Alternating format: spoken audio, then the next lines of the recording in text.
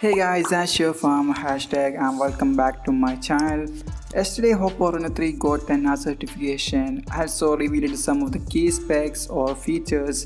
According to 10R certification, the smartphone could feature a Full HD plus 6.4-inch AMOLED display. Earlier Shen also mentioned it will feature a glass body with a thickness of 7 mm. Also there is a notch for the 16 megapixel selfie snapper. Moreover, the headset features a volume rocker on the left side which will provide white and blue colors.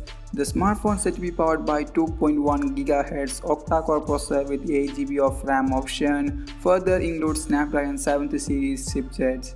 As for the optics, Oppo Reno 3 is set to spot a quad rear camera setup, a 48 megapixel primary sensor and 8 megapixel lens plus two 2 megapixel sensor with a LED flash. Unfortunately, the device ships with Android 9 Pie, so it takes some time to get updated to Android 10. Anyway, that is a sad news because nowadays all new phones provide Android 10.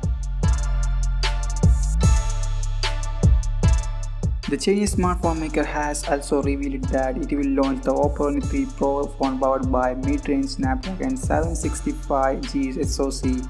Also note that the chipset is best for the gaming experience and the Oppo Reno 3 Pro will offer dual mode 5G support, curved display with a 90Hz refresh rate and in-display fingerprint scanner and Gorilla Glass 6 protection. Oppo Reno 3 Pro has a quad rear camera setup that is tripled to include 60 megapixel primary camera assisted by an 8 megapixel ultra wide angle shooter, a 30 megapixel telephoto lens and a 2 megapixel macro camera.